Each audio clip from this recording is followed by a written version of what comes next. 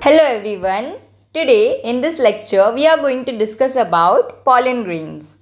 In the last lecture we had seen the process of microsporogenesis, जिसके अंदर क्या हो रहा था, स्पोर्स का फॉर्मेशन हो रहा था, माइक्रोस्पोर्स का फॉर्मेशन. ओके, अब इस क्लास के अंदर हम लोग देखेंगे दैट जो माइक्रोस्पोर्स होंगे वो कैसे आपके डेवलप होते हैं पॉलन ग्रेन्स के अंदर. यानी लास्ट क्लास के अंदर इन माइक्रोस्पोरोजेनेसिस प्रोसेस हमने देखा था दैट जो एंथर होता है, एंथर के अंदर माइक्रोस्पोरेंजिया के अंदर स्पोरोजेनस टिश्यू होता है. ये स्पोरोजेनस टिश्यू आपकी मदर सेल से बनता है, माइक्रोस्पोर मदर सेल, या इसी का दूसरा नाम था पॉलन मदर सेल. सो जब आपकी माइक्रोस्पोर मदर सेल या फिर pollen mother cell meiosis perform करती है तो 4 हैप्लॉइड माइक्रोस्पोर्स का फॉर्मेशन होता है. एंड ये 4 हैप्लॉइड माइक्रोस्पोर्स ही क्या करेंगे, आपके पॉलन ग्रेन्स का फॉर्मेशन करेंगे. सो ये जो प्रोसेस होती है जिससे माइक्रोस्पोर्स डेवलप होते हैं पॉलन ग्रेन्स के अंदर, ये प्रोसेस को हम लोग अभी स्टडी करने वाले हैं. सो लास्ट क्लास के अंदर हमने कहाँ तक डिस्कस किया था, वी हैड सीन दैट जो स्पोरोजेनस टिश्यू होता है उसके अंदर आपकी मदर सेल होती है, that is microspore mother cell, जो कि कैसी होती है, डिप्लॉयड होती है. ये जो आपकी माइक्रोस्पोर मदर सेल होती है ये मियोसिस परफॉर्म करती है, यानी ये आपकी रिडक्शनल डिवीजन को परफॉर्म करती है एंड 4 हैप्लॉइड सेल्स को फॉर्म करती है. And by meiosis I am referring to meiosis 1 as well as the meiosis 2. आपको पता है दैट मियोसिस 1 आपका रिडक्शनल होता है जो कि 2 सेल्स को फॉर्म करेगा, एंड मियोसिस 2 आपका इक्वेशनल होता है जिसके एंड प्रोडक्ट में हमें 4 सेल्स मिलेंगे. सो मियोसिस को अगर हम टोटल करें तो हमारे पास यहाँ पर 4 सेल्स ऑब्टेन होते हैं. And because meiosis is a reductional division, that's why ये जो 4 सेल्स हमें यहाँ पर मिलेंगे ये हैप्लॉइड होंगे. ओके, कैसे होंगे ये चारों के चारों, this will be the haploid cells. And ये जो 4 हैप्लॉइड सेल्स होते हैं इन्हीं का नाम क्या होता है बच्चों, इन्हें हम बोलते हैं माइक्रोस्पोर्स. ठीक है, एंड ये जो प्रोसेस होती है जिसके अंदर माइक्रोस्पोर्स का फॉर्मेशन होता है थ्रू माइक्रोस्पोर मदर सेल, ये प्रोसेस को बोला जाता है microsporogenesis. I hope it is clear. So आज हम लोग इसके सामने प्रोसीड करेंगे.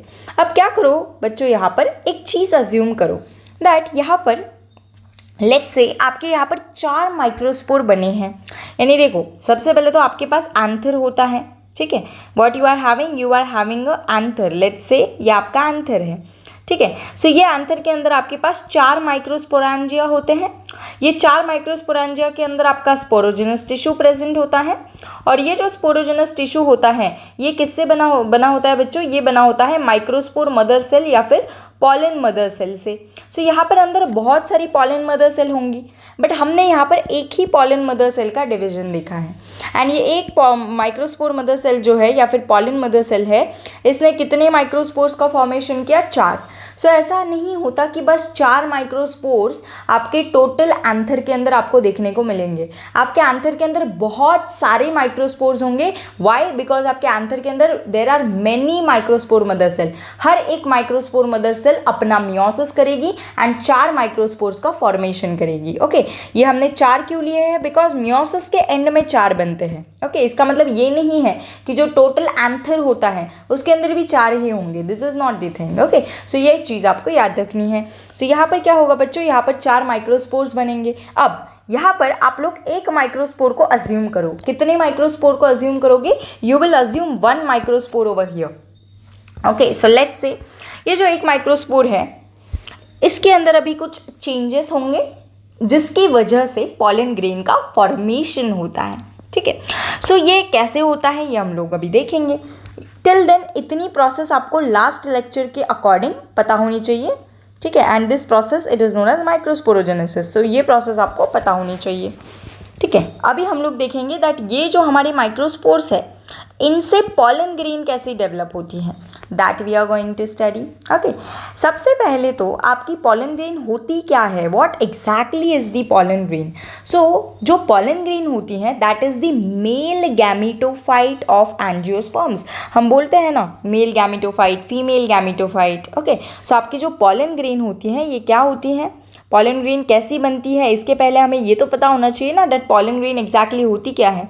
So yes, pollen grain it is the male gametophyte of angiosperms. Angiosperms के अंदर जो मेल गैमेटोफाइट होता है उसी को क्या बोला जाता है? That is known as pollen grain. Okay, so it is basically the male gametophyte, इतना आपको याद रखना है फर्स्ट पॉइंट। अब हम लोग देखेंगे दैट ये जो माइक्रोस्पोर्स है इससे आपकी पॉलन ग्रेन कैसी फॉर्म होगी। ठीक है, अब मान लो, ठीक है, अभी फोकस करना अच्छे से। ये देखो, ये आपका एक माइक्रोस्पोर है, जस्ट अज्यूम करना। अब देखो यहाँ पर मैंने निकाला है दैट ये जो आपका माइक्रोस्पोर है this is haploid. Microspore haploid है, इसका मतलब माइक्रोस्पोर के अंदर सेट्स ऑफ क्रोमोसोम्स नहीं है। ठीक है, जैसे 2 सेट्स ऑफ क्रोमोसोम्स नहीं है, यानी क्रोमोसोम्स पेयर के अंदर प्रेजेंट नहीं है, इसीलिए ये हैप्लॉइड होते हैं। आपको हैप्लॉइड एंड डिप्लॉइड का मीनिंग पता होना चाहिए। सो यहाँ पर यह हैप्लॉइड है, इसका मतलब इनके पास पेयर ऑफ क्रोमोसोम यहाँ पर प्रेजेंट नहीं होंगे। ठीक है, सो यहाँ पर मैंने आपका ड्रॉ किया है माइक्रोस्पोर। ठीक है, नाउ मान लो ये जो आपका माइक्रोस्पोर है इसके अंदर अभी आपका न्यूक्लियस प्रेजेंट होगा, because microspore is nothing but a cell. ठीक है, सो ये सेल है, इसका मतलब इसके अंदर न्यूक्लियस प्रेजेंट होगा। सो ये मान लो that this is the nucleus of microspore. ये क्या है? आपका माइक्रोस्पोर का न्यूक्लियस है। ठीक है, एंड ये कैसा होता है आपका microspore? It is a haploid cell. It is what? It is a haploid cell. अब क्या होता है, देखो ये तो मैंने बेसिकली आपका माइक्रोस्पोर निकाला है जो कि आपका MMC यानी माइक्रोस्पोर मदर सेल से फॉर्म होता है।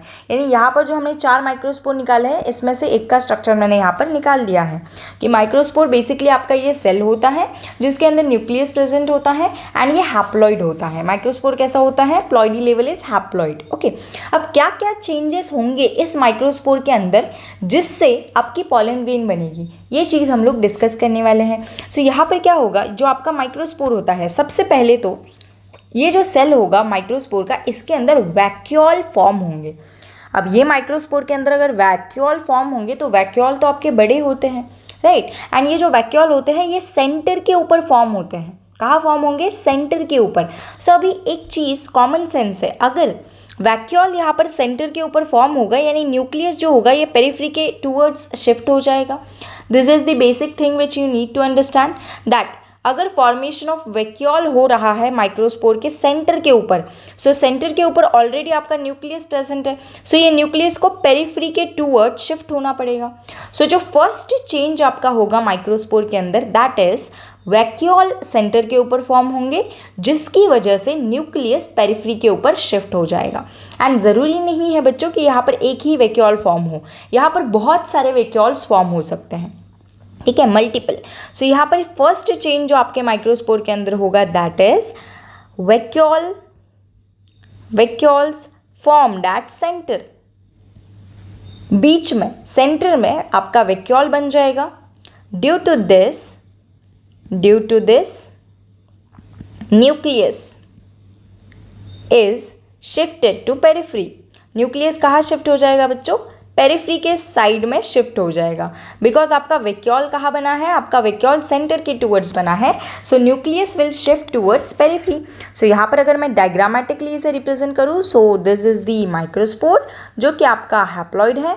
यहाँ पर जो चेंजेस हुए हैं that I will draw in the red colour. Okay, so यहाँ पर क्या हुआ है?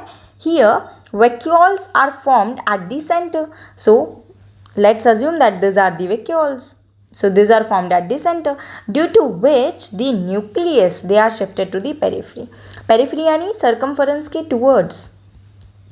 So this is the nucleus and this red one fellows are your microspores. I hope ये चीज़ आपको clear है. So ये होता है बच्चों पहला change जो कि this is not a microspore, sorry, this is a vacuole. Okay, so this ये पहला change होता है आपका जो आपके माइक्रोस्पोर के अंदर होता है। दैट आपके वैक्यूल्स फॉर्म होते हैं सेंटर के ऊपर जिसकी वजह से न्यूक्लियस जो होता है ये कहाँ शिफ्ट हो जाता है बच्चों? ये पेरिफेरी के टूवर्ड शिफ्ट हो जाता है। आई होप ये चीज़ क्लियर है। अब क्या होगा, अभी हम लोग देखेंगे दैट ये जो माइक्रोस्पोर होता है इसके अंदर और क्या क्या चेंजेस आएंगे।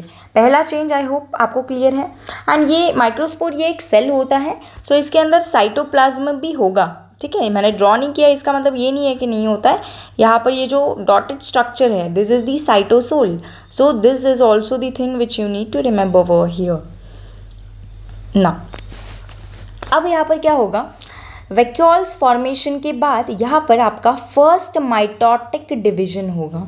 What will occur over here is first mitotic division, यानी यहाँ पर आपका पहला माइटोसिस होगा बच्चों, फर्स्ट माइटोटिक डिवीजन। अब आपको ये चीज़ पता होनी चाहिए फ्रॉम द क्लास 11 दैट जो माइटोसिस होता है ये एक इक्वेशनल डिवीजन होता है, यानी यहाँ पर क्रोमोसोम का number as it is conserved रहता है, एज इट इज़ मेंटेन्ड रहता है, ठीक है। सो यहाँ पर क्या होने वाला है, first mitotic division.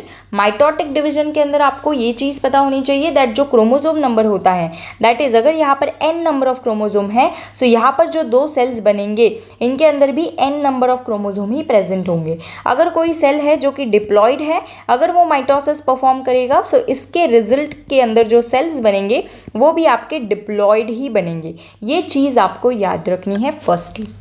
Okay, so what will happen over here, first mitotic division and mitosis, it is a equational division, यानी अगर माइक्रोस्पोर्स n है, हैप्लॉइड है, सो इसके अंदर माइक्रोस्पोर के अंदर अगर माइटोसिस होगा सो यहाँ पर जो रिजल्टेंट सेल्स बनेंगे वो भी कैसे होंगे, आपके हैप्लॉइड होंगे।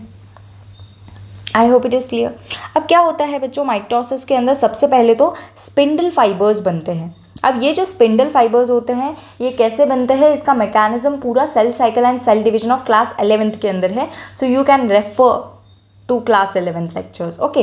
बट आपको ये समझना है दैट ये जो सेल होता है यहाँ पर ऐसे स्पिंडल फाइबर्स बनते हैं एंड ये स्पिंडल फाइबर्स क्या करते हैं, 2 सेल्स को गिव राइज करते हैं माइटोसिस के अंदर। यानी माइटोसिस के वक्त पहले स्पिंडल फाइबर्स बनते हैं एंड फिर वो स्पिंडल फाइबर्स से आपके सेल्स बनते हैं, ठीक है। एंड जनरली हम देखते हैं दैट सिमेट्रिक स्पिंडल फाइबर्स आपको देखने को मिलेगी।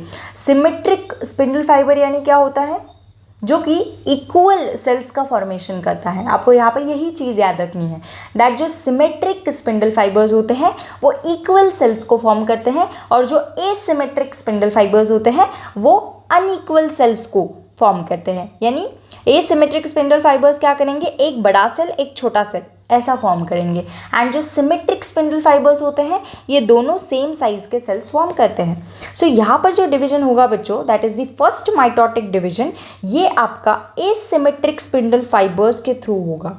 मतलब इस डिवीजन के अंदर आपके जो स्पिंडल फाइबर्स होंगे ये एसिमेट्रिक स्पिंडल फाइबर्स होंगे। These spindle fibers they will be the asymmetric spindle fibers. This you will need to memorize over here. ठीक है, सो एसिमेट्रिक स्पिंडल फाइबर्स होगा, इसका मतलब रिजल्ट क्या होगा, इसका अनइक्वल सेल्स बनेंगे। कैसे सेल्स बनेंगे, अनइक्वल सेल्स। जैसे देखो अभी ये आपका सेल है, मान लो मैं यहाँ पर ही ड्रॉ करती हूँ, यहाँ पर सपोज ये है, यहाँ पर ये ऐसे स्पिंडल फाइबर्स हैं बट ये कैसे है, आपके अनइक्वल स्पिंडल फाइबर्स हैं, एसिमेट्रिक स्पिंडल फाइबर्स हैं, जिसकी वजह से आपके एसिमेट्रिक या फिर अनइक्वल सेल्स बनेंगे। तो यहाँ पर क्या होगा, यहाँ पर अनइक्वल सेल्स बनेंगे, इसका मतलब अनइक्वल साइटोकाइनेसिस होगा। साइटोकाइनेसिस यानी division of the cytoplasm, division of the cytoplasm, ये कैसा होगा, अनइक्वल। यानी यहाँ पर ये जो माइक्रोस्पोर होगा, जनरली क्या होना चाहिए था बच्चों, दैट ये जो माइक्रोस्पोर है इसके अंदर जब माइटोसिस होगा तब 2 सेल्स प्रोड्यूस होने चाहिए थे सेम साइज के, यानी जिसके अंदर सेम अमाउंट का साइटोप्लाज्म प्रेजेंट है। ये कब होता है, जब सिमेट्रिक स्पिंडल फाइबर्स बनते हैं।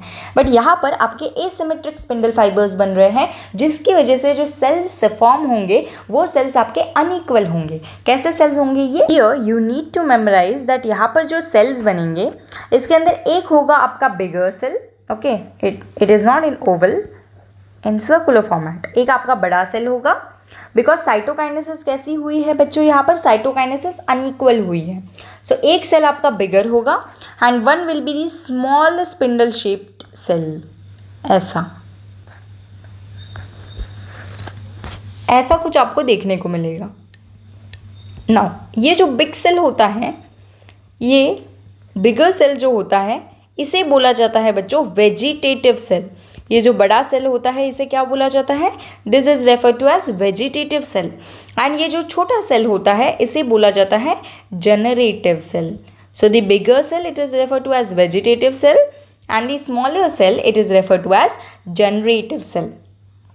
पहली चीज़ तो ये हो गई. अब आपको कुछ पॉइंट्स होते हैं जो आपको याद रखने हैं vegetative cell and generative cell के बारे में. बिफोर दैट अभी तक जो मैंने आपको बताया है that I am revising for you. So मैंने सबसे पहले आपको बताया था दैट पॉलन ग्रेन होता क्या है.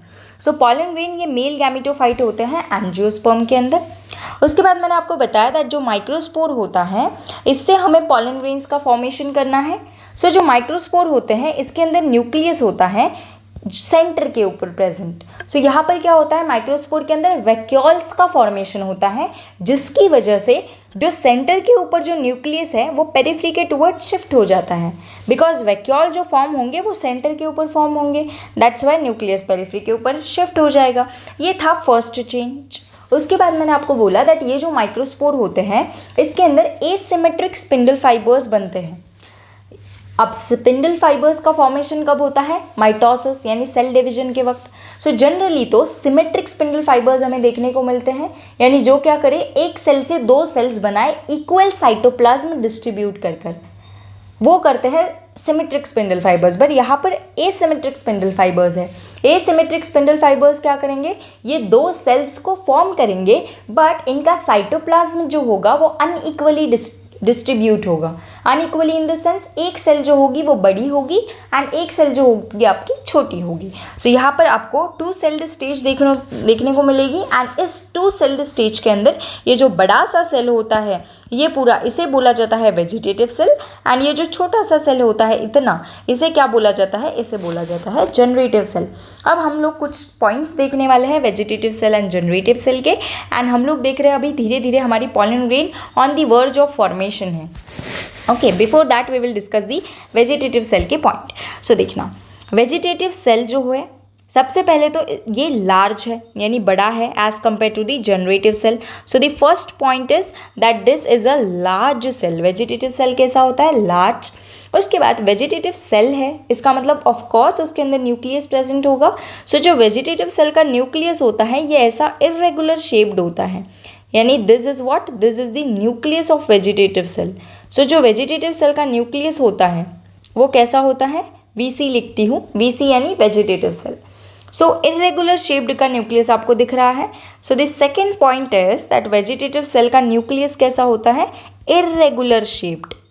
कोई फिक्स्ड शेप नहीं है इसका इरेगुलर सा शेप्ड है. Okay so irregular nucleus vegetative cell के अंदर होता है. देन आपकी वेजिटेटिव सेल बड़ी है एंड नाम ही है वेजिटेटिव यानी इसका काम क्या होगा फूड को स्टोर करना. सो जो मेन फंक्शन होता है बच्चों वेजिटेटिव का सेल का that is to store food. So यहाँ पर क्या होगा स्टोर्ड फूड प्रेजेंट होगा. Stored food is present in the vegetative cell. उसके बाद वेजिटेटिव सेल का the most important function is that ये सेल जो होती है ये आपका पॉलन ट्यूब फॉर्म करती है. अब पॉलन ट्यूब ये क्या होता है फर्दर हम लोग देखेंगे जब हम लोग पॉलिनेशन को डिस्कस करेंगे पॉलिनेशन का detailed mechanism. But before that आपको ये चीज़ याद रखनी है दैट ये जो आपकी वेजिटेटिव सेल होती हैं यही आपका पॉलन ट्यूब बनाती है. अब ये पॉलन ट्यूब क्या होता है this we will study in the pollination. Okay but yes इसका एक और इम्पॉर्टेंट फंक्शन क्या है द फर्स्ट फंक्शन इज कि फूड को स्टोर करती है ये cell and the second function is that this cell is responsible for growth of pollen tube. ये सेल जो होती हैं ये पॉलन ट्यूब के ग्रोथ के लिए रिस्पॉन्सिबल होता है responsible for growth of pollen tube. अब पॉलन ट्यूब का फॉर्मेशन कर रही है पॉलन ट्यूब की ग्रोथ ये सेल कर रही है इसीलिए इस सेल को बोला जाता है ट्यूब सेल. क्या बोला जाता है इसे ही ट्यूब सेल. सो वेजिटेटिव सेल का ही दूसरा नाम क्या होता है बच्चों वेजिटेटिव सेल का ही दूसरा नाम होता है tube cell. Why tube cell because ये पॉलन ट्यूब का फॉर्मेशन करती है. आई होप ये चीज़ आपको क्लियर है. अभी हम लोग कुछ पॉइंट्स डिस्कस करेंगे जनरेटिव सेल के. बिफोर दैट देखो वेजिटेटिव सेल कैसी होती है it is a large cell बड़ी सेल है. उसके बाद वेजिटेटिव सेल का जो न्यूक्लियस होता है ये कैसा होता है इरेगुलर शेप का न्यूक्लियस होता है. उसके बाद वेजिटेटिव सेल के अंदर क्या होता है इसके साइटोप्लाज्म के अंदर फूड स्टोर होता है. So the first function is that stored food is present in vegetative cell and vegetative cell ये रिस्पॉन्सिबल होती है for the growth of pollen tube. That's why इसे बोला जाता है tube cell. Why tube? Because ये पॉलन ट्यूब का formation या फिर पॉलन ट्यूब की ग्रोथ के लिए ये सेल रिस्पॉन्सिबल होती है। Now we are going to discuss about the points of generative cell. सबसे पहले तो अगर हम वेजिटेटिव सेल के कंपैरिजन में देखें तो जो जनरेटिव सेल होती है ये छोटी होती है, यानी generative cell it is a small cell as compare to the vegetative cell. Okay, उसके बाद इसका शेप आप देख रहे हो, ऐसा शेप है, देख रहे हो यहाँ पर ऐसा शेप। इस शेप को हम लोग बोलते हैं स्पिंडल शेप। जैसे हमारी बॉडी के अंदर मसल्स भी प्रेजेंट होती है ह्यूमन बॉडी के अंदर, जो कि स्पिंडल शेप की होती है। ठीक है, सो कहीं पर भी अगर आपको ऐसा शेप दिखाई दे सो उसे आपको बोलना है स्पिंडल शेप। सो यहाँ पर जनरेटिव सेल जो होती है ये सबसे पहले तो छोटी होती है एंड इसका शेप कैसा होता है? स्पिंडल शेप होता है, यानी this cell it is spindle shaped cell. This is a spindle shaped cell. Okay, उसके बाद आपको ये याद रखना है दैट ये जो जनरेटिव सेल होता है इसका साइटोप्लाज्म बहुत ज़्यादा डेंस होता है। डेंस यानी बहुत ज़्यादा गाढ़ा साइटोप्लाज्म आपको इसका देखने को मिलेगा। That's why I am colouring it like this. ये कलरिंग क्या रिप्रेजेंट करती है? दैट जो जनरेटिव सेल है इसका साइटोप्लाज्म कैसा होता है? बहुत ज़्यादा गाढ़ा होता है, यानी बहुत ज़्यादा डेंस होता है। So this you need to remember from here that generative cell is having dense cytoplasm. Okay, also आपकी ये जो जनरेटिव सेल है ये अगर आप ध्यान से यहाँ पर ऑब्जर्व करो तो जनरेटिव सेल क्या कर रही है? ये वेजिटेटिव सेल के अंदर प्रेजेंट है, यानी जो वेजिटेटिव सेल का ये जो साइटोप्लाज्म है इसके अंदर आपकी जनरेटिव सेल क्या कर रही है? फ्लोट कर रही है। ऐसा अज्यूम करो दैट आपकी ये जो वेजिटेटिव सेल है ये वाटर है एंड आपकी जनरेटिव सेल ये एक बोट है। सो ये बोट क्या करेगी? ये इस वाटर के ऊपर फ्लोट करेगी, यानी आपकी ये जो जनरेटिव सेल है ये किसके ऊपर फ्लोट कर रही है बच्चों? यहाँ पर वेजिटेटिव सेल के साइटोप्लाज्म के अंदर फ्लोट कर रही है। सो यहाँ पर मैं ये एक पॉइंट भी लिख सकती हूँ that generative cell it floats in the cytoplasm of vegetative cell. Generative cell floats in the cytoplasm. Generative cell floats in the cytoplasm of vegetative cell. I hope ये चीज़ आपको क्लियर है। ओके, देन ये हमने देखा generative cell के points end of course आपका generative cell जो होता है इसके अंदर भी न्यूक्लियस प्रेजेंट होता है। वेजिटेटिव सेल का न्यूक्लियस भी होता है एंड यस यहाँ पर ये जनरेटिव सेल का न्यूक्लियस है। Okay, so nucleus is also present over here. This is the nucleus of generative cell. Nucleus of generative cell. अब हम लोग यहाँ पर क्या देख रहे हैं? ये माइक्रोस्पोर के अंदर हम लोग चेंजेस देख रहे हैं बच्चों यहाँ पर। सो आपका ये जो माइक्रोस्पोर था ये आपका कैसा था? This was a haploid structure. इसका मतलब ये जो आपका माइक्रोस्पोर के अंदर ही vegetative cell and generative cell बनी है यहाँ पर, यानी अगर माइक्रोस्पोर हैप्लॉइड है सो वेजिटेटिव सेल का न्यूक्लियस एंड आपका जनरेटिव सेल का न्यूक्लियस ये भी कैसा होगा? हैप्लॉइड होगा। सो यहाँ पर प्लॉइडी लेवल भी लिखनी है दैट वेजिटेटिव सेल का न्यूक्लियस भी हैप्लॉइड होता है एंड जनरेटिव सेल का न्यूक्लियस भी हैप्लॉइड होता है। आई थिंक यहाँ पर आपको कोई भी ये नहीं होगा, अब तक तो कोई प्रॉब्लम नहीं होगा यहाँ पर। ओके, आई होप ये चीज़ आपको क्लियर है। अब देखना क्या क्या हुआ है यहाँ पर। एक और चीज़ अगर मैं यहाँ पर बोलूँ, आपको ये दिख रहा है दैट ये स्ट्रक्चर को अगर आप ऑब्जर्व करो सो यहाँ पर आपको दिख रहा है दैट एक सेल है, एक सेल के अंदर आपकी दूसरी सेल प्रेजेंट है।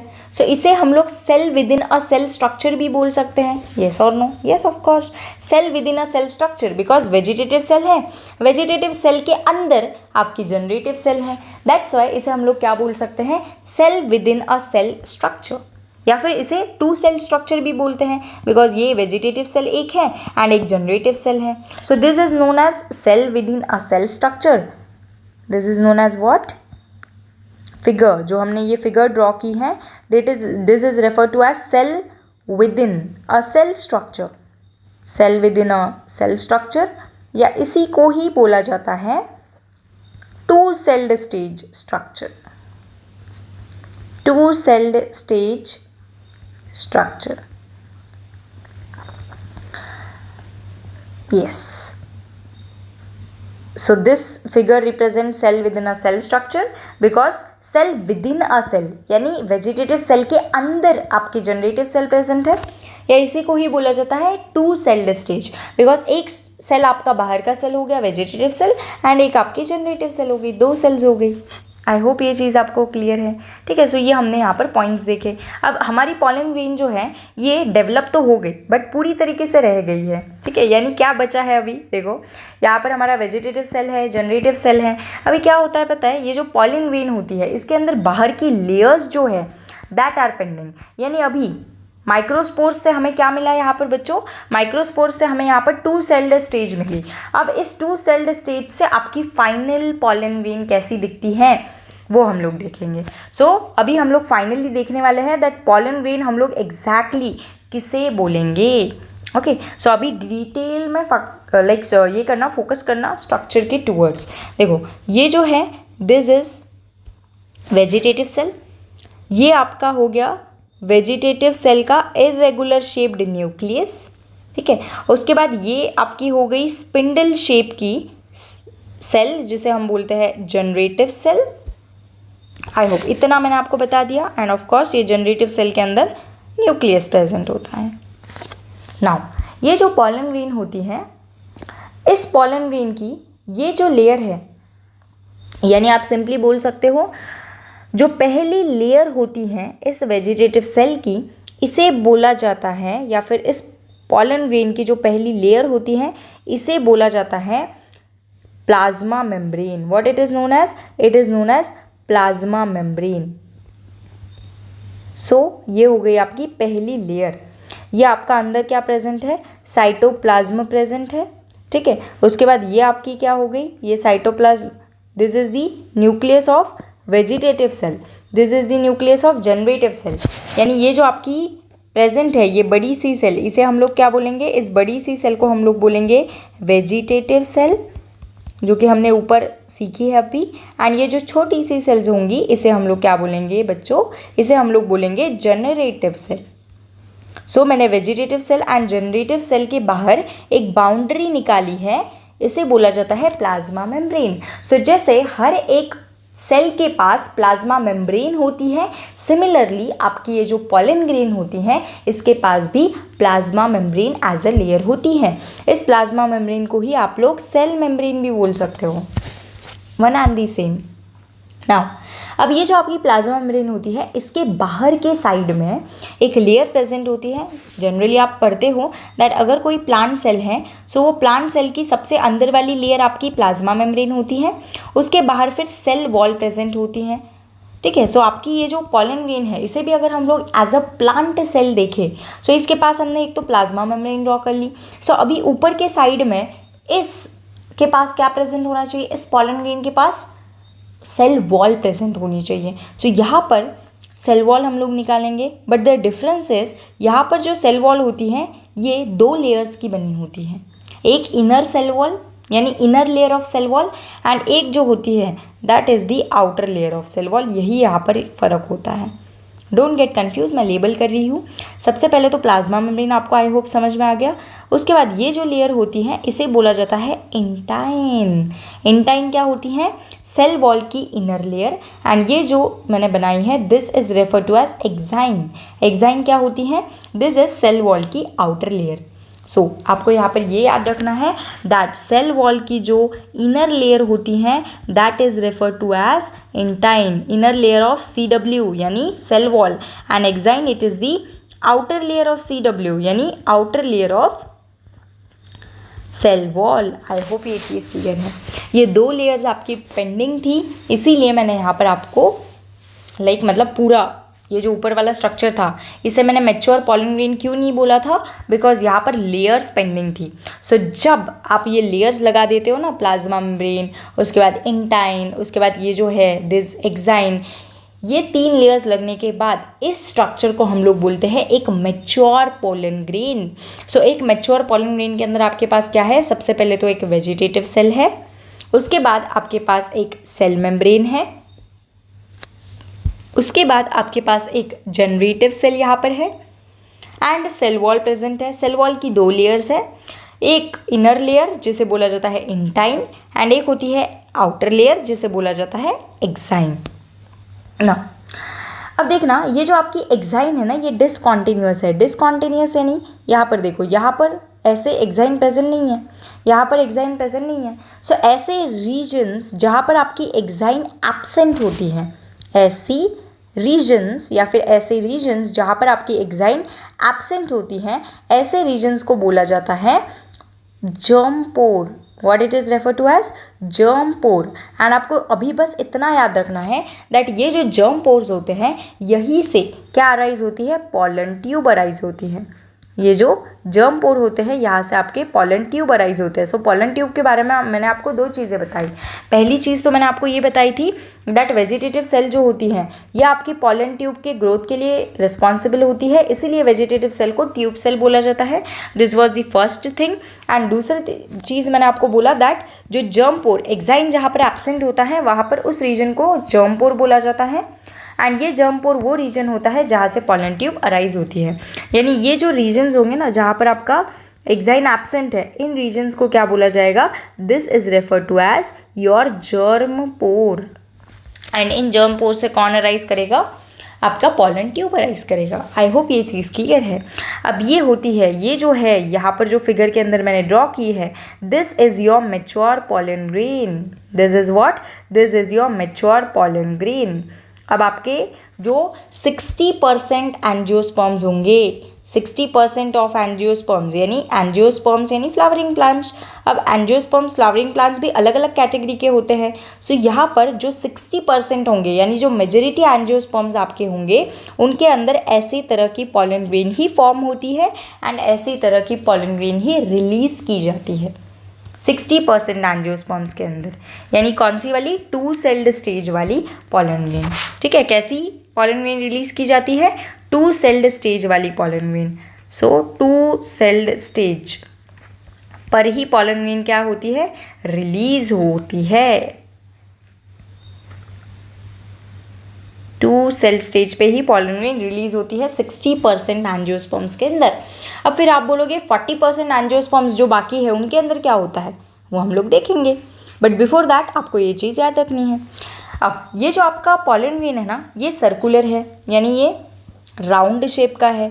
कोई भी चीज़ जब सर्कुलर होती है सो उसका रेडियस एंड डायमीटर होता है। रेडियस आपको पता है, सेंटर से लेकर तो सरकमफरेंस का डिस्टेंस, इसे रेडियस बोला जाता है। एंड जब हम यहाँ पर ऐसे 2 एंड्स को कनेक्ट करते हैं, यानी रेडियस का डबल करते हैं, तो उसे डायमीटर बोला जाता है। सो ये भी पॉलन ग्रेन का कुछ डायमीटर होगा। So the diameter of pollen grain is 25 to 50 micrometer. यानी ये आपको आंखों से दिखती भी नहीं है। एक मैच्योर पॉलन ग्रेन जो होती है, इसका जो डायामीटर होता है, diameter it is equivalent to twice of radius. ये आपके एनसीईआरटी ने डेटा दे रखा है। सो ये आपको पता होना चाहिए दैट मैच्योर पॉलन ग्रेन का जो डायमीटर होता है, that is 25 to 50 micrometer in diameter. It is 25 to 50 micrometer in diameter. Data याद रखना चाहिए। एंड माइक्रोमीटर का मीनिंग क्या होता है, माइक्रो इज 10⁻⁻⁶। यानी देख रहे हो कितनी छोटी पॉलन ग्रेन आपकी होती है। यानी अगर आप नेकेड आई से अगर इसको देखने का ट्राई करोगे, जैसे हम बैक्टीरिया को देखने का ट्राई करते हैं, बैक्टीरिया नेकेड आई से नहीं दिखता। इन द सेम वे अगर आप इसे भी देखने का ट्राई करोगे सो इसे आप नहीं देख पाओगे नेकेड आई से, बहुत छोटी होती है, बहुत ज़्यादा छोटी होती है। ठीक है, सो अगर आपको इसका स्ट्रक्चर डिटेल के अंदर अगर देखना हो सो आपको माइक्रोस्कोप का यूज़ करना पड़ेगा एक अच्छे से, लाइक इलेक्ट्रॉन माइक्रोस्कोप, या फिर अगर सुपरफिशियल स्ट्रक्चर अगर आपको देखना है so you can use the light microscope also. But अगर आपको डिटेल के अंदर जो ये वेजिटेटिव सेल है इसके अंदर क्या क्या है, देन जनरेटिव सेल, इसके अंदर ये अगर पूरा डिटेल्ड स्ट्रक्चर देखना है सो आपको इलेक्ट्रॉन माइक्रोस्कोप जैसे माइक्रोस्कोप की यूज़ करनी पड़ेगी। ठीक है, आई होप ये चीज़ आपको क्लियर है। तो हमने देखा दैट मैच्योर पॉलन ग्रेन का स्ट्रक्चर ऐसा होता है एंड डायमीटर कितना होता है 25 to 50 माइक्रोमीटर। अब स्टूडेंट्स हमने वेजिटेटिव सेल की डिटेलिंग यहाँ पर कर ली, दैट वेजिटेटिव सेल क्या होता है, जनरेटिव सेल की डिटेलिंग हमने यहाँ पर कंप्लीट कर ली। ठीक है, प्लाज्मा मेम्ब्रेन जो होती है इसकी डिटेलिंग तो आप लोग क्लास 11th के अंदर सेल बायोलॉजी यानी cell the unit of life के अंदर ही पढ़ते हो। अभी हम लोग डिटेलिंग करेंगे बस ये एक्साइन एंड इंटाइन की, ये आपका बच्चा है। एंड ये जो जर्म पोर है इसका काम क्या होता है, कैसे यहाँ से ऐसा पॉलन ट्यूब अराइज होता है वेजिटेटिव सेल के थ्रू, ये हम लोग डिटेल में पॉलिनेशन के अंदर देखेंगे, ठीक है। बट यहाँ पर हमारा पर्पस क्या है, पॉलन ग्रेन का स्ट्रक्चर स्टडी करना। सो यहाँ पर मैं आपको इंटाइन एंड एक्साइन के बारे में बताती हूँ, that what do we mean by intine and what do we exactly mean by exine. Okay, so now let's focus. सबसे पहले तो इंटाइन एंड एक्साइन है क्या, ये आपके सेल वॉल की लेयर है जो बाहर बाहर प्रेजेंट है, that is refer to as exine, and जो अंदर की साइड में प्रेजेंट है that is refer to as intine. यानी यहाँ पर there are the two cell wall layers. जो सेल वॉल है ये दो लेयर्स के फॉर्म में प्रेजेंट है, that is two cell wall layers are present over here. So सबसे पहले तो हम लोग देखेंगे दैट बाहर की साइड में होती हैं एक्साइन, उसकी डिटेलिंग हम लोग करेंगे। Cell wall of pollen grain, पहला पॉइंट जो आपको यहाँ पर याद रखना है दैट जो सेल वॉल होती है बच्चों पॉलन ग्रेन की, ये आपकी बाई लेयर्ड होती है, यानी ये दो लेयर की होती हैं, ठीक है। ये बाई लेयर के अंदर भी जो आउटर होती हैं ये होती है आपकी एक्साइन आउटर लेयर, एंड जो आपकी इनर लेयर होती है जो कि अंदर की साइड में प्रेजेंट होती है, this inner layer it is refer to as intine. Now let's do the detailing of exine कि एक्साइन क्या होती है, किससे बनती है, कहाँ प्रेजेंट होती है, ये तो हमें पता चल गया, right. That exine where it is present on the outer side. So first point जो मैं यहाँ पर लिखूंगी that exine it is present on the outer side. कहाँ होती है बच्चों, ये आउटर साइड में ये लेयर प्रेजेंट होती है। नाउ ये लेयर मुझे तो आप यहाँ पर देख के बता सकते हो वेदर ये लेयर आपकी कंटिन्यूअस है या डिसकंटिन्यूअस है। देखो कंटिन्यूअस यानी होता है ऐसे, एंड डिसकंटिन्यूअस यानी होता है जो बीच बीच में से ब्रेक हो। सो आपको यहाँ पर क्लियरली विजिबल है दैट जो आपकी एक्साइन है ये बीच बीच में से ब्रेक होती है, यानी बीच बीच में से ऐसे कट जाती है। ये देखो ये मैंने यहाँ पर ऐसे बनाई है, बट आपको ये ऐसे यहाँ पर टच करके यहाँ पर ऐसी ड्रॉ करनी है ऐसे। अगर मैं इसे ऐसे ड्रॉ करूँ तो आप लोग यहाँ पर क्लियरली देख सकते हो दैट, मतलब यहाँ पर जैसी दे रखी है वैसे, दैट ये लेयर आपकी डिसकंटिन्यूअस है। कंटिन्यूअस यानी जो ऐसी कंप्लीटली प्रेजेंट होती है, डिसकंटिन्यूअस यानी बीच बीच में एब्सेंट है। एंड हमें पता है दैट एक्साइन जहाँ पर एब्सेंट होती है उसे जर्म पोर बोला जाता है। सो ये लेयर कंटिन्यूअस हुई या discontinuous, so this layer it is the discontinuous layer. So पहला पॉइंट तो हो गया ये बाहर की साइड में प्रेजेंट है आउटर साइड। दूसरा पॉइंट ये आपकी डिसकंटिन्यूअस है, this is a discontinuous layer. उसके बाद यहाँ पर जर्म पोर प्रेजेंट है, हमें पता ही है, देखो ना एक्साइन के ऊपर ही जर्म पोर प्रेजेंट है ना, जहाँ पर एक्साइन एब्सेंट है वहाँ पर जर्म पोर है, यानी ये एक्साइन लेयर के ऊपर ही आपका कौन प्रेजेंट है, जर्म पोर प्रेजेंट है। एंड एक्साइन लेयर के ऊपर जर्म पोर कहाँ प्रेजेंट है, जहाँ पर आपकी एक्साइन एब्सेंट है वहाँ पर। सो जर्म पोर प्रेजेंट है। उसके बाद यहाँ पर हम देखेंगे दैट कंपोजिशन क्या है, यानी जो एक्साइन है ये किसकी बनी होती है। हर एक चीज़ का कंपोजिशन होता है लिविंग सिस्टम के अंदर, ओके। वैसे ही यहाँ पर एक्साइन किसकी बनी होती है। So exine this is made up of sporopollenin. अब ये बहुत ज़्यादा इंपॉर्टेंट है, एक्साइन किसकी बनी होती है, स्पोरोपोलिनिन। जनरली हम लोग देखते हैं दैट प्लांट की जो सेल वॉल होती है ये सेलुलोज की बनती है, फंगाई की जो सेल वॉल होती है ये काइटिन की बनती है। बट यहाँ पर जो सेल वॉल है पॉलन ग्रेन की, जिसके अंदर हम लोग बाहर की लेयर देख रहे हैं, यानी आउटर सेल वॉल लेयर जो होती है ये किसी भी सेलुलोज की या फिर पेक्टिन की या फिर पेक्टोसेल्युलोज, दोनों को मिलाकर बोलेंगे, इसकी नहीं बनी होती। ये सेल वॉल यहाँ पर स्पोरोपोलिनिन की बनी होती है। ये नई टर्म होंगी आपके लिए। अब यहाँ पर मैंने आपको जब स्ट्रक्चर ऑफ एंथर बताया था, स्ट्रक्चर ऑफ एंथर के अंदर मैंने डिटेल में आपको टेपेटम लेयर के फंक्शन बताए थे। वहाँ पर मैंने आपको बोला था दैट जो टेपेटम लेयर होती हैं ये स्पोरोपोलिनिन को सिक्रीट करती हैं। तो ये चीज़ यहाँ पर आपको याद रखनी है दैट जो स्पोरोपोलिनिन है ये बनाता कौन है, this is the organic material which is formed by tapetum layer. पहला पॉइंट तो ये हो गया। अब ये पॉइंट मैंने आपको स्ट्रक्चर ऑफ एंथर के अंदर ही बताया था, दैट्स वाई पुराने लेक्चर्स करना ज़्यादा इसेंशियल हो जाता है। सो कंपोजिशन किसकी बनी होती है ये layer, this is made up of sporopollenin. Sporopollenin ये एक ऑर्गेनिक मटेरियल होता है। ऑर्गेनिक मटेरियल यानी जो प्लांट से या फिर एनिमल से बना है। अब ये तो टेपेटम लेयर बनाती है, यानी टेपेटम ये आपका प्लांट का पार्ट है। सो ऑफकोर्स ये कैसी होगी, ये एक ऑर्गेनिक लेयर होगी, यानी ऑर्गेनिक मटेरियल होगा। So sporopollenin it is a organic material जो कि कौन बनाता है, which is formed by tapetum layer. अब ये टेपेटम लेयर क्या होती है, अगर ये पता नहीं होगा so you are on the wrong video right now, because ये तो आपको पता होना चाहिए। Okay, this is given in the structure of anther. नहीं पता तो प्लेलिस्ट जो है उसके अंदर आप लोग डिटेल में देख सकते हो। So yes, sporopollenin it is the organic material which is formed by tapetum. Firstly तो ये मैंने आपको बता दिया। अब स्पोरोपोलिनेन जो होती है इसकी खास बात ये है दैट ये रेजिस्टेंट होता है। रेजिस्टेंट यानी ये रेजिस्ट करेगा। किसे रेजिस्ट करेगा? It is resistant to high temperature. ज़्यादा टेम्परेचर जो होता है उसे ये रेजिस्ट करता है। उसके बाद एसिड जो होता है इसे भी ये रेजिस्ट करता है। उसके बाद जो हमारे एल्कली होते हैं, एसिड एल्कली, इसे इस मीडियम्स को या फिर इन एनवायरमेंटल कंडीशंस को ये रेजिस्ट करता है। ऑल्सो ये एंजाइम्स को भी रेजिस्ट करता है।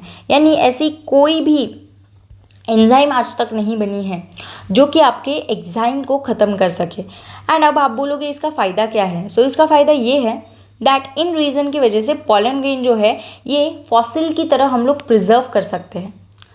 नॉन बायोडिग्रेडेबल है, ये नॉन बायोडिग्रेडेबल है, फॉसिल की तरह हम लोग प्रिजर्व कर सकते हैं। वाई? बिकॉज ये जो एक्साइन लेयर होती है, एक्सटाइन नहीं एक्साइन होता है। मैंने स्पेलिंग गलत लिख दिया है यहाँ पर। आई होप मैंने ऊपर ये सही लिखा हो। वेट अ सेकेंड, स्पेलिंग देख लिया करो। नहीं, ऊपर राइट लिखा है, थोड़ा सा कभी कभी स्पेलिंग मिस्टेक हो जाता है।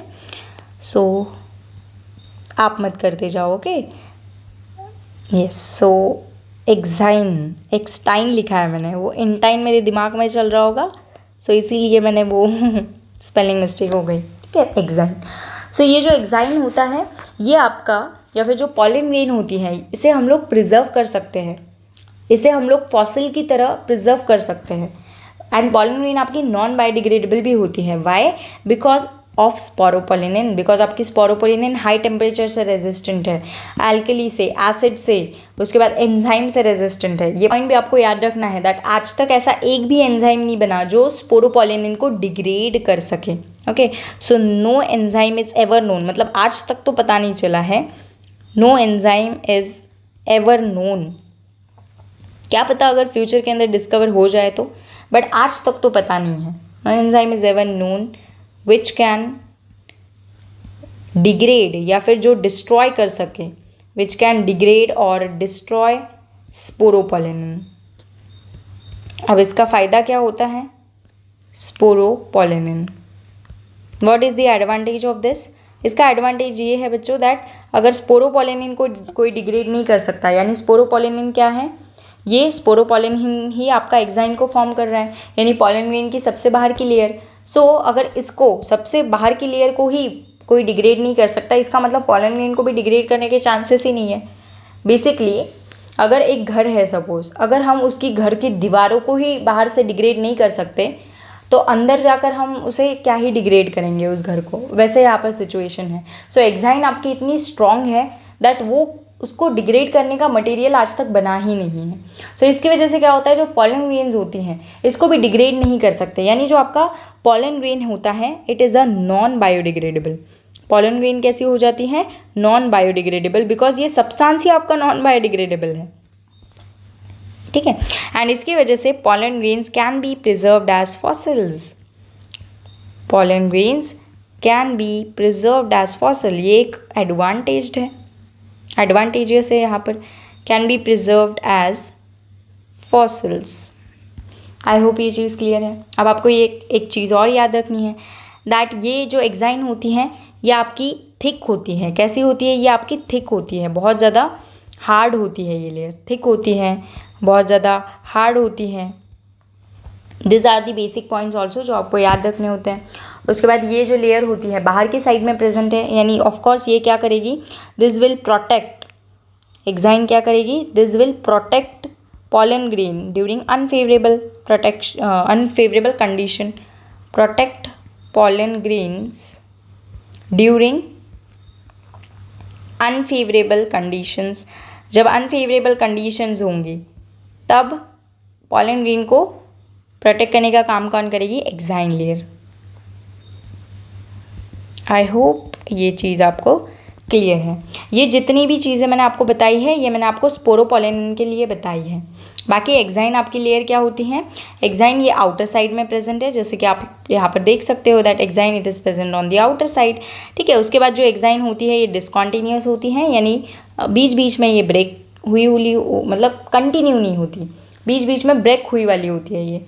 ओके, उसके बाद जर्म पोर यहाँ पर प्रेजेंट होता है, जहाँ पर आपकी एक्साइन एब्सेंट होगी वहाँ पर आपका जर्म पोर प्रेजेंट होगा। उसके बाद ये एक्साइन थिक होती हैं बहुत ज़्यादा, उसके बाद हार्ड होती हैं एंड ये पॉलन ग्रेन्स को प्रोटेक्ट करती है अनफेवरेबल कंडीशंस के वक्त। उसके बाद ये जो एक्साइन होती है ये बनती किसकी है, स्पोरोपोलिनिन की। स्पोरोपोलिनिन ये ऑर्गेनिक मटेरियल है जो टेपिटम लेयर बनाती हैं। स्पोरोपोलिनिन रेजिस्टेंट होता है high temperature acid alkali and enzymes से। आज तक ऐसी एंजाइम नहीं बनी जो स्पोरोपोलिनिन को डिस्ट्रॉय या डिग्रेड कर सके। इसके वजह से ये जो होता है नॉन बायोडिग्रेडेबल सब्सटेंस होता है and due to this sporopollenin जो पॉलन ग्रेन्स होती हैं ये फॉसिल्स की तरह प्रिजर्व की जाती हैं। आई होप ये चीज़ आपको क्लियर है। अभी एक्साइन के बारे में लास्ट पॉइंट है, ये जो एक्साइन होता है ना इसका पैटर्न मैंने आपको यहाँ पर ऐसा दिखाया है, ऐसा शेप दिखाया है, बट ज़रूरी नहीं है दैट इसकी पैटर्न या डिज़ाइन ऐसी ही हो।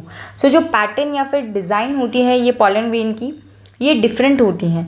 ये डिफरेंट किसकी वजह से होती है, बिकॉज एक्साइन डिफरेंट होती हैं। सो आपके जो एक्साइन होता है इसका पैटर्न, एक्साइन का जो पैटर्न होता है या फिर एक्साइन की जो डिज़ाइन होती है ये क्या करती हैं, ये डिफरेंट होती हैं। डिफरेंट एक्साइन का पैटर्न या फिर डिज़ाइन डिफरेंट होता है, जिसकी वजह से ड्यू टू दिस जो पॉलन ग्रेन होती हैं, due to this pollen grains have fascinatingly different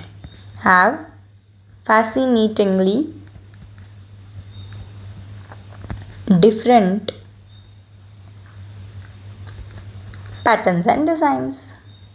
सो आपकी ये जो एक्साइन होती हैं इसके अंदर डिफरेंट पैटर्न एंड डिज़ाइन होते हैं। इसकी वजह से अब सबसे बाहर क्या प्रेजेंट है, एक्साइन। अगर एक्साइन का ही पैटर्न एंड डिज़ाइन डिफरेंट होगा इसका मतलब आपकी पॉलन ग्रेन बाहर से तो आपको एक ही लेयर दिखती है ना एक्साइन, सो बाहर से पॉलन ग्रेन भी आपको पैटर्न्स के अंदर कैसे दिखाई देगी, डिफरेंट दिखाई देगी, डिज़ाइंस के अंदर डिफरेंट दिखाई देगी। आई होप ये चीज़ आपको क्लियर है। अब ये एक लेयर हमने स्टडी कर ली। अब इंटाइन, अब इंटाइन जो लेयर है ये इतनी बड़ी नहीं है, एक्साइन जैसी छोटू सा है। अब देखो एक्साइन किसकी बनी है, एक्साइन का कंपोजिशन मैंने आपको बताया that exine it is made up of sporopollenin. उसके बाद हमने ये स्पोरोपोलिनिन की डिटेलिंग्स देखी यहाँ पर। मैं यहाँ पर रेड बॉक्स बना देती हूँ ताकि आपको ये चीज़ याद रहे दैट ये जो मैंने बनाया है ये स्पोरोपोलिनिन के लिए बनाया है या स्पोरोपोलिनिन के लिए यहाँ पर लिखा है। अब अगर मैं इंटाइन की बात करूँ तो इंटाइन अंदर के साइड में प्रेजेंट होता है। That's why intine layer it is what, it is the inner layer of cell wall. अंदर की साइड में ये लेयर प्रेजेंट होती हैं। उसके बाद ये लेयर जो होती है ये थिन होती हैं। अब यहाँ पर आप लोग डिफ्रेंशिएट करो एक्साइन एंड इंटाइन को। एक्साइन में मैंने आपको बताया दैट ये आउटर साइड में होती हैं, थिक होती हैं। इंटाइन में मैंने आपको बताया ये इनर साइड में होती हैं एंड ये थिन लेयर होती हैं। ठीक है, उसके बाद एक्साइन आपकी कैसी थी, इट वॉज डिसकॉन्टिन्यूअस, बट जो आपकी इंटाइन होगी ये आपके बच्चों ये कॉन्टिन्यूअस लेयर होती हैं। कंटिन्यूअस यानी या कॉन्टिन्यूअस यानी जो पूरी की पूरी प्रेजेंट हो, जैसे कि यहाँ पर आप लोग देख सकते हो डायग्राम के अंदर। ये देखो ये आपकी एक्साइन ऐसी टूटी फूटी सी प्रेजेंट थी, बट ये देखो ये इंटाइन है, this intine it is completely present over here, यानी ये पूरी की पूरी लेयर होती है, यानी this is the continuous layer. So अंदर की साइड में होती हैं, थिन होती हैं, कंटिन्यूअस होती हैं, और इसका नेचर जो होता है ये सॉफ्ट और इलास्टिक नेचर की लेयर होती है। कैसी होती है, ये सॉफ्ट लेयर होती है, soft and elastic in nature. This you need to memorize. अब इन एक्साइन का मैंने आपको बताया था that exine it is made up of sporopollenin which is a organic material. जो इंटाइन आपकी बनी होती है बच्चों, ये इंटाइन आपकी बनी होती है पेक्टिन एंड सेलुलोज। इसके ऊपर क्वेश्चन आ रखा है, आपको ये याद रखना है। पेक्टिन एंड सेलुलोज की इंटाइन लेयर बनी होती है, दैट्स वाई, या फिर आप लोग ऐसा बोल सकते हो that it is made up of pectocellulose simply, that's why it is known as pectocellulosic layer. क्या बोला जाता है इसे, पेक्टोसेलुलोजिक लेयर। सो इंटाइन जो होती है ये किसकी बनी होती है, आपकी पेक्टिन और सेलुलोज की, इसीलिए इसे क्या बोला जाता है, पेक्टोसेलुलोजिक लेयर। यानी जो पेक्टोसेलुलोज से बनी हो। पेक्टो यानी पेक्टिन एंड सेलुलोज यानी सेलुलोजिक यानी cellulose, sorry. So pectocellulosic. I hope ये चीज़ आपको क्लियर है। बस आज के लेक्चर के अंदर आपको इतना ही याद रखना है पॉलन ग्रेन के बारे में। उसके बाद पॉलन ग्रेन्स के अंदर 3 सेल्ड स्टेज क्या होती है, ये हम लोग next part of the pollen grain उसके अंदर हम लोग स्टडी करेंगे। आज की क्लास के अंदर मैंने क्या बताया है इसको डिटेल में मैं अभी समराइज़ कर रही हूँ, सो प्लीज़ ध्यान देना। सबसे पहले मैंने आपको बताया दैट पॉलन ग्रेन होती क्या है। हमने देखा था जो हमारा एंथर था, जो हमारा क्या था, एंथर था। इस एंथर के अंदर 4 माइक्रोस्पोरेंजिया प्रेजेंट थे। ये 4 माइक्रोस्पोरेंजिया के अंदर स्पोरोजिनस टिश्यू प्रेजेंट था। ये जो स्पोरोजिनस टिश्यू था ये आपका किसका बना हुआ था, माइक्रोस्पोर मदर सेल या फिर पॉलन मदर सेल का। मतलब बहुत सारी पॉलन मदर सेल या बहुत सारे माइक्रोस्पोर मदर सेल प्रेजेंट होते हैं। इनमें से हमने एक माइक्रोस्पोर मदर सेल को उठाया। ये एक माइक्रोस्पोर मदर सेल आपकी डिप्लॉयड होती है, यानी 2 सेट्स ऑफ क्रोमोसोम उसके अंदर प्रेजेंट होते हैं। ये एक माइक्रोस्पोर मदर सेल ने मियोसिस परफॉर्म किया, that is meiosis 1 and meiosis 2, and at the end of meiosis 2 4 haploid microspores form हुए। इस प्रोसेस को बोला जाता था माइक्रोस्पोरोजेनेसिस, जो मैंने आपको लास्ट क्लास के अंदर सिखाई थी। उसके बाद हमारा क्वेश्चन है दैट पॉलन ग्रेन है क्या। आपको ये याद रखना है दैट पॉलन ग्रेन ये एक मेल गैमेटोफाइट है। एंजियोस्पर्म्स के अंदर 2 चीज़ें होती हैं, एक होती है फीमेल गैमेटोफाइट एंड एक होता है मेल गैमेटोफाइट। आपका जो पॉलन ग्रेन है it is the male gametophyte of angiosperm. अब मैंने क्या किया, यहाँ पर जो 4 माइक्रोस्पोर्स फॉर्म हुए इनमें से मैंने एक माइक्रोस्पोर को उठा दिया। 4 नहीं फॉर्म होंगे, बहुत सारे फॉर्म होंगे, बिकॉज हमारे पास बहुत सारी माइक्रोस्पोर मदर सेल प्रेजेंट है एंथर के अंदर। उन बहुत सारी माइक्रोस्पोर मदर सेल जो एंथर के अंदर प्रेजेंट है उनमें से बहुत सारे माइक्रोस्पोर्स बनेंगे, बट उन माइक्रोस्पोर्स में से मैंने यहाँ पर एक माइक्रोस्पोर को निकाला है। अब क्या होगा बच्चों, जो एक माइक्रोस्पोर होगा इसके अंदर कुछ स्ट्रक्चरल चेंजेस होंगे जिसकी वजह से आपकी पॉलन ग्रेन फॉर्म होगी। यानी पॉलन ग्रेन जो होती है ये एंथर के अंदर हम बोलते हैं दैट माइक्रोस्पोरेंजिया के अंदर डायरेक्टली प्रेजेंट होती है, ऐसा नहीं होता। माइक्रोस्पोरेंजिया के अंदर पॉलन ग्रेन फॉर्म हो रही होती है। वो फॉर्म कैसी होती है, माइक्रोस्पोर्स के थ्रू होती है। यानी पहले क्या होता है, जो मदर सेल होती है ये माइक्रोस्पोर बनाती है, फिर इस माइक्रोस्पोर के अंदर बहुत सारे स्ट्रक्चरल चेंजेस होते हैं एंड उसके बाद आपकी पॉलन ग्रेन बनती है। यहाँ पर मैंने एक माइक्रोस्पोर लिया, ये कैसा होता है आपका, हैप्लॉइड होता है। सबसे पहले क्या होगा, ये माइक्रोस्पोर जो होगा इस माइक्रोस्पोर के सेंटर के ऊपर वैक्यूल्स फॉर्म होंगे। अब पहले ये माइक्रोस्पोर के सेंटर के ऊपर न्यूक्लियस प्रेजेंट था। अगर ये माइक्रोस्पोर के सेंटर के ऊपर अगर वैक्यूल्स फॉर्म हो गए तो न्यूक्लियस पेरिफेरी के ऊपर शिफ्ट कर जाएगा, बिकॉज सेंटर के ऊपर क्या फॉर्म हुए, वैक्यूल्स फॉर्म हुए। इसका मतलब जो न्यूक्लियस है इसे कहाँ शिफ्ट होना पड़ेगा, साइड्स में, यानी पेरिफेरी के टूवर्ड्स। ये हुआ पहला चेंज माइक्रोस्पोर के अंदर। उसके बाद क्या होगा, ये जो हमारी माइक्रोस्पोर है जो कि हैप्लॉइड है इसके अंदर पहला माइटोटिक डिवीजन होगा। पहला माइटोटिक डिवीजन जो होता है यहाँ पर ये एसिमेट्रिक होता है, यानी यहाँ पर एसिमेट्रिक स्पिंडल फाइबर्स बनते हैं। आपको इतनी चीज़ याद रखनी है दैट जो सिमेट्रिक स्पिंडल फाइबर्स होता है उसके अंदर 2 सेल्स बनते हैं जिसके अंदर सेम साइटोप्लाज्म का डिस्ट्रीब्यूशन होता है। बट जो एसिमेट्रिक स्पिंडल फाइबर्स होते हैं इनके अंदर 2 सेल्स बनते हैं जिनके अंदर अनइक्वल डिस्ट्रीब्यूशन होता है साइटोप्लाज्म का। यहाँ पर आपका एसिमेट्रिक स्पिंडल फाइबर्स है, यानी यहाँ पर अनइक्वल सेल्स बनेंगे, यानी साइटोकाइनेसिस अनइक्वल है, यानी डिस्ट्रीब्यूशन ऑफ साइटोप्लाज्म कैसा है, अनइक्वल। यहाँ पर देखना 2 सेल्स बन गए, ये आपकी एक बड़ी सेल बन गई एंड ये जो है स्पिंडल शेप की ये दूसरी सेल बन गई। फिर मैंने आपको बताया था ये जो बड़ी सेल होती है इसे बोला जाता है वेजिटेटिव सेल एंड ये जो छोटी वाली सेल होती है इसे बोला जाता है जनरेटिव सेल। फिर हमने देखा दैट जो वेजिटेटिव सेल होती है सबसे पहले this is a large cell. उसके बाद ये वेजिटेटिव सेल के अंदर ये इरेगुलर शेप का न्यूक्लियस प्रेजेंट होता है। वेजिटेटिव सेल के 2 फंक्शंस होते हैं। पहला फंक्शन होता है दैट वेजिटेटिव सेल फूड को स्टोर करती है एंड दूसरा फंक्शन ये होता है दैट वेजिटेटिव सेल ये पॉलन ट्यूब की ग्रोथ करती है, पॉलन ट्यूब की ग्रोथ करती है, इसीलिए इसे ट्यूब सेल भी बोला जाता है। वेजिटेटिव सेल का ही दूसरा नाम होता है ट्यूब सेल। उसके बाद मैंने आपको बताया दैट जो न्यूक्लियस होता है वेजिटेटिव सेल का ये हैप्लॉइड होगा, बिकॉज माइक्रोस्पोर्स के अंदर माइटोसिस होकर वेजिटेटिव सेल बने एंड हमें पता है mitosis it is a equational division. अगर वो सेल हैप्लॉइड है इसका मतलब ये सेल भी कैसा होगा, हैप्लॉइड होगा। ठीक है, उसके बाद हमने देखा जनरेटिव सेल, ये जो होता है ये होता है जनरेटिव सेल। ये छोटा होता है, means it is a small cell उसके बाद इसके अंदर मैंने ऐसे डेंस साइटोप्लाज्म आपका बनाया है, बहुत ज़्यादा गाढ़ा साइटोप्लाज्म यहाँ पर प्रेजेंट होता है। ये सेल आपकी ऐसी शेप की होती है, ऐसे शेप को बोला जाता है spindle shape. So this is a spindle shaped cell. उसके बाद हम लोग क्लियरली यहाँ पर देख पा रहे हैं दैट ये जो है this is a vegetative cell. इस वेजिटेटिव सेल के साइटोप्लाज्म के अंदर जनरेटिव सेल क्या कर रही है, फ्लोट कर रही है। सो यहाँ पर मैंने आपको बताया भी था दैट ऐसे इमेजिन करो that vegetative cell it is a water and generative cell आपकी एक बोट है। ओके, देन मैंने आपको बताया दैट वेजिटेटिव जनरेटिव सेल ये क्या करती है, it is floats in the cytoplasm of vegetative cell. And ये न्यूक्लियस हो गया जनरेटिव सेल का। ओके, जनरेटिव सेल का न्यूक्लियस भी कैसा होगा, हैप्लॉइड, बिकॉज माइटोसिस से बनी है अगेन। एंड माइटोसिस किसके अंदर हुआ, माइक्रोस्पोर। माइक्रोस्पोर अगर हैप्लॉइड था इसका मतलब उसके थ्रू आपकी दो सेल्स बनी, vegetative cell and generative cell, ये भी कैसे होगी, हैप्लॉइड। उसके बाद मैंने आपको बताया दैट यहाँ पर cell within a cell structure है, यानी आपका जनरेटिव सेल के अंदर आपकी वेजिटेटिव सेल के अंदर आपकी जनरेटिव सेल प्रेजेंट है। इसका मतलब this is a cell within a cell structure. And यहाँ पर दो सेल्स प्रेजेंट है, एक बाहर की हो गई वेजिटेटिव सेल, इसके अंदर हो गई जनरेटिव सेल। सो इसे हम लोग टू सेल स्ट्रक्चर भी बोल सकते हैं या इसे हम लोग cell within a cell structure भी बोल सकते हैं। उसके बाद मैंने बताया दैट ये जो है ऑलमोस्ट हमारी पॉलन ग्रेन यहाँ पर बन गई थी, बस लेयर्स बचे थे। अब यहाँ पर बाहर की साइड में आपकी प्लाज्मा मेम्ब्रेन आएगी, उसके बाहर आपकी सेल वॉल आएगी। सेल वॉल के अंदर दो लेयर्स प्रेजेंट होती हैं, जो इनर लेयर होती है उसे बोला जाता है इंटाइन, जो आउटर लेयर होती है सेल वॉल की उसे बोला जाता है एक्साइन। सो बस ये हमने देख लिया, इसे बोला जाता है एक मैच्योर पॉलन ग्रेन।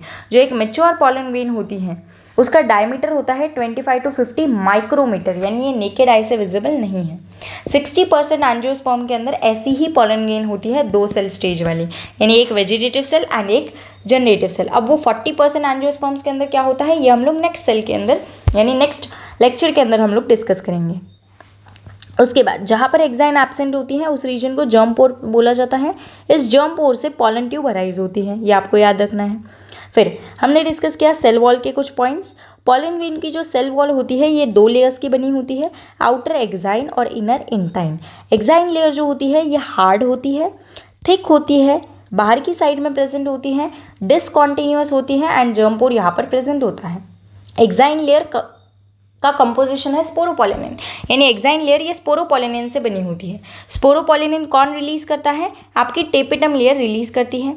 ये स्पोरोपोलिनिन ये एक ऐसा सब्सटेंस है, ऐसा ऑर्गेनिक सब्सटेंस है जो रेजिस्टेंट है high temperature acid alkali and enzyme से। आज की डेट तक, आज तक ऐसा एक भी एंजाइम डिस्कवर नहीं हुआ है जो इस स्पोरोपोलिनिन को डिग्रेड या डिस्ट्रॉय कर सके, यानी स्पोरोपोलिनिन नॉन बायोडिग्रेडेबल सब्सटेंस होता है। और पॉलन ग्रेन्स जो है ये हम फॉसिल्स की तरह प्रिजर्व्ड कर सकते हैं इस स्पोरोपोलिनिन की वजह से। उसके बाद मैंने आपको बताया दैट एक्साइन लेयर जो होती है ये पॉलन ग्रेन को प्रोटेक्ट भी करती है अनफेवरेबल कंडीशंस के वक्त। एंड जो एक्साइन लेयर होती है इसकी डिज़ाइन और पैटर्न अलग होती है, जिसकी वजह से पॉलन ग्रेन की डिज़ाइन एंड पैटर्न अलग होती है। फिर हमने देखा इंटाइन लेयर, ये सेल वॉल के अंदर की लेयर होती है, थिन लेयर ये होती है, कंटिन्यूअस होती है, इसका नेचर सॉफ्ट एंड इलास्टिक होता है। एंड ये जो होती है ये पेक्टिन एंड सेलुलोज से बनी होती है, दैट्स वाई इसे बोला जाता है पेक्टोसेलुलोजिक लेयर। पेक्टो यानी पेक्टिन एंड सेलुलोजिक यानी cellulose. So pectin and cellulose की बनी होती है, इसीलिए इसे बोला जाता है पेक्टोसेलुलोजिक लेयर। आई होप आपको ये एक मैच्योर पॉलन ग्रेन जो है टू सेल स्टेज वाली ये आपको क्लियर है। एंड ये कितने परसेंट एंजियोस्पर्म्स के अंदर होती है, 60% एंजियोस्पर्म्स के अंदर। बाकी जो 40% एंजियोस्पर्म्स है इनके अंदर 3 सेल्ड स्टेज होती है, जो कि हम लोग नेक्स्ट क्लास के अंदर डिस्कस करेंगे। Till then take care, bye bye, keep studying.